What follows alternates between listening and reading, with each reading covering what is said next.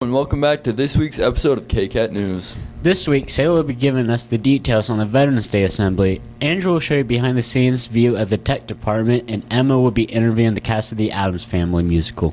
Gabe's back with another episode of GGR, and Trenton will be reviewing the movie Midway on The Critic. I'm Trenton Ellison. And I'm Andrew Gibson. And KCAT News starts right now.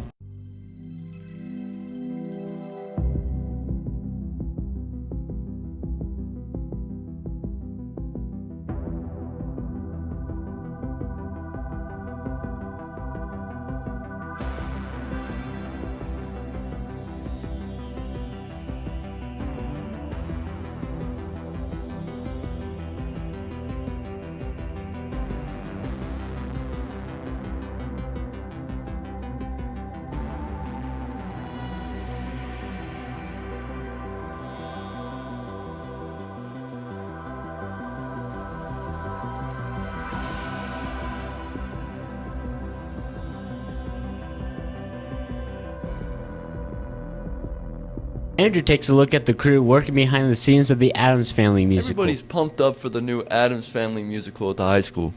But a lot of people don't know how much work goes into it behind the scenes. In tech, we have everything from sound to lights and even set construction. My name is Cale Titus, and I am the technical director at the Malden High School.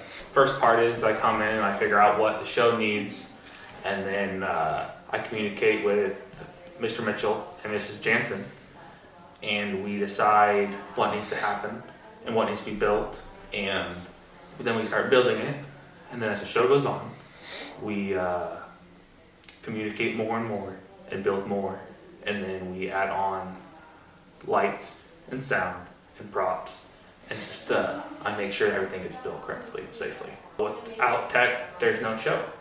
I mean, the actors are a huge part, but I mean, without any of the props, the lighting, the sound, there's no show.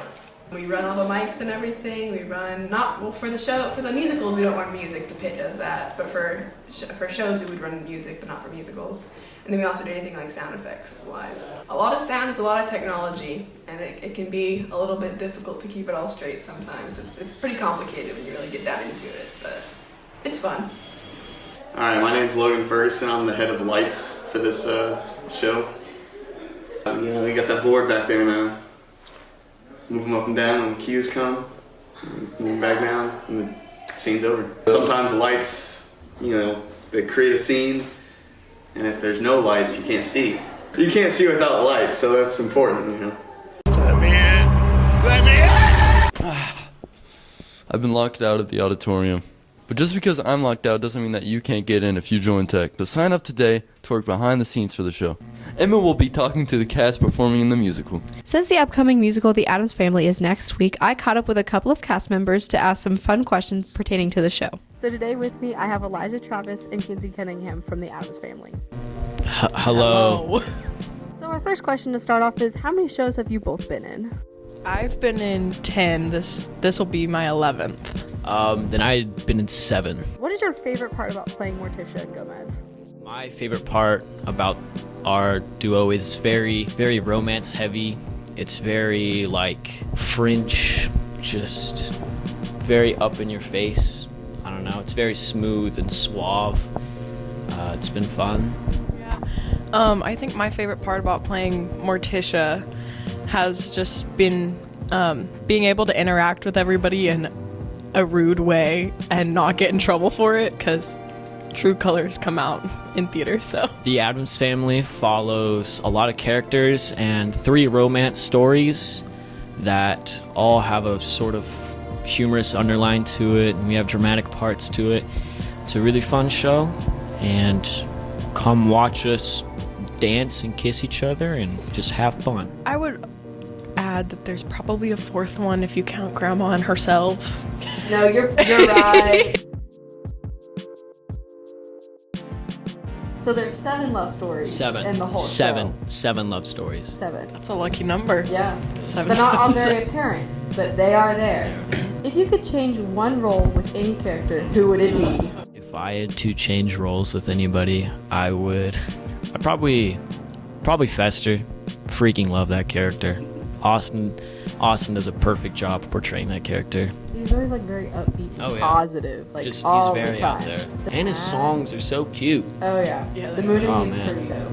That's probably one of my favorite songs. Oh, yeah. But then again, I'm partial to it. I think I'd want to change with you.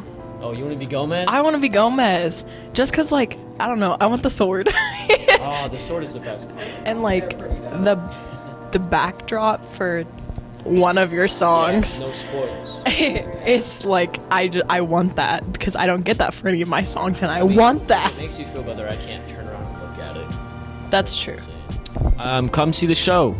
We are doing a lot of new things with this show. A whole new technical aspect of our show is going to be introduced. The way we transform sets and everything is completely new. So come see it, and you won't regret it. I would just say, like, encourage as many people to come as you can, because the Addams Family definitely has like a message of hope for lovers, and not just that, but like it's very family oriented. So if you love your family, come see the Addams Family. Now that you've gotten to know a little bit more about Gomez and Morticia, come out and see the show next week on next Thursday, Friday, and Saturday, November 21st, 22nd, and 23rd at 7:30 in the auditorium. Tickets are $3 for students and $5 for adults. Emma Seville, KCAT News. Gabe's back with another episode of GGR.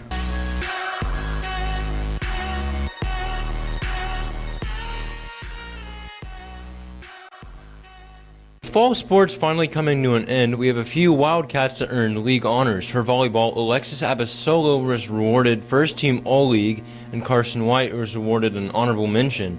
For soccer, Joshua Miller was awarded Second Team All-League, then Cordell Church, Jesse Villada, and Andrew Brummett earned honorable mention. Lastly, the football team had their season come to an end on Friday, November 8th, falling to the Bueller Crusaders. Earning First Team All-League honors for offense was Cole Diffenbaugh, and then First Team All-League for defense was Trey Greer, Cole Diffenbaugh, and Caleb Mater. There were many more honors awarded to the football team, such as Second Team and Honorable Mention. Accomplishments like this feel really good. Feels pretty good. I mean, I've been working hard for 4 years, so it feels good to be honored for it. It feels pretty good. I mean, had it last year, had an honorable mention, but other than that, this year got First Team, so makes you feel good. It's an exciting experience to get all league honors, to be voted by all the coaches in the league. It feels really good to get all league honors. I feel like I'm getting recognized for my time here. And it's not the first time for some of these athletes earning all league honors. I have had league honors all 4 years of high school. I got First Team All League my sophomore, junior, and this year. My sophomore and junior year, I got honorable mention, but this year I got Second Team, so that's cool. Some of these recipients are looking at continuing their athletic careers as well. I don't know where yet, probably Southwestern, but... No, I'm not. I was thinking about running track. I am planning on playing volleyball outside of high school. We have had offers come in. I've been on recruitment visits. I've had contacts from coaches, but we're still sifting through information and deciding on my future. That's all for me, Gabe Daniel, KCAT News. Trent reviews the movie Midway on this week's episode of The Critic.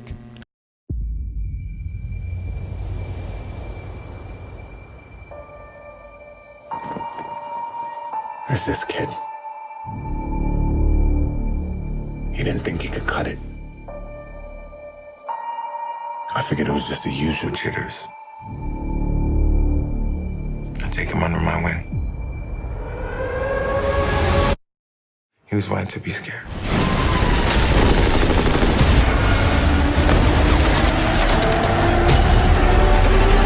Hello, and welcome back to another episode of The Critic. I'm your host, Trenton Ellison. Today, I'll be talking about the recent release of the movie Midway. Midway goes over the events of World War II, specifically Pearl Harbor.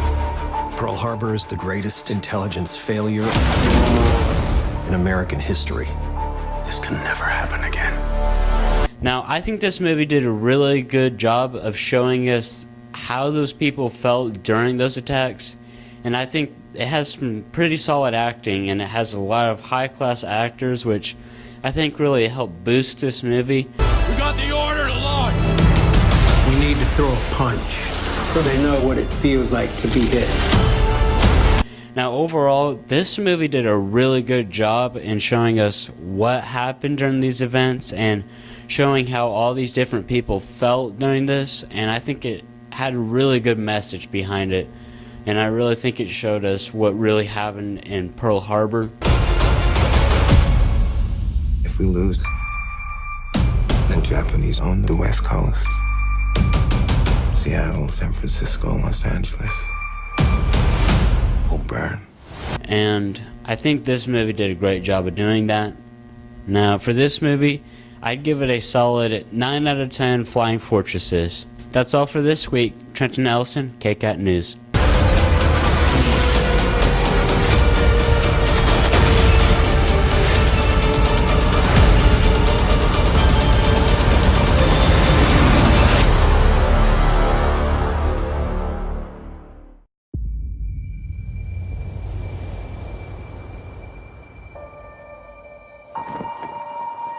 There's this kid. He didn't think he could cut it. I figured it was just the usual jitters. I take him under my wing. He was right to be scared.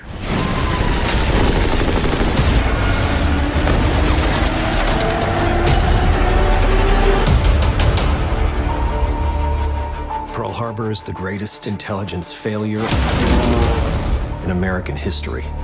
This can never happen again. I want to make it right. At least some of the boys still want to fight. Breeze. Washington is wrong. If we lose, the Japanese own the West Coast. Seattle, San Francisco, Los Angeles will burn. We got the order to launch. We need to throw a punch so they know what it feels like to be hit.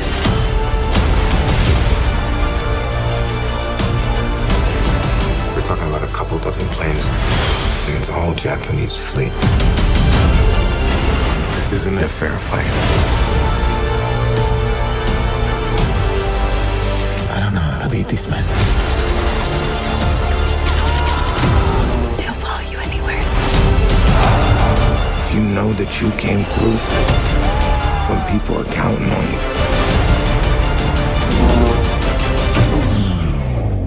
you, you'll be able to face anything.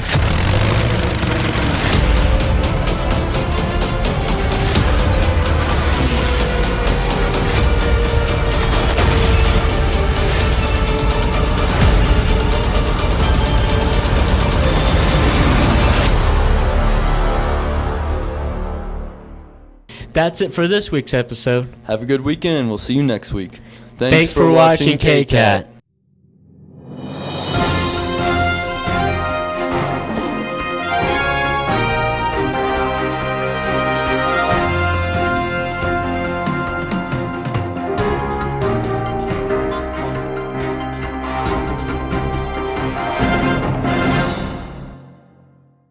Thanks for watching KCAT.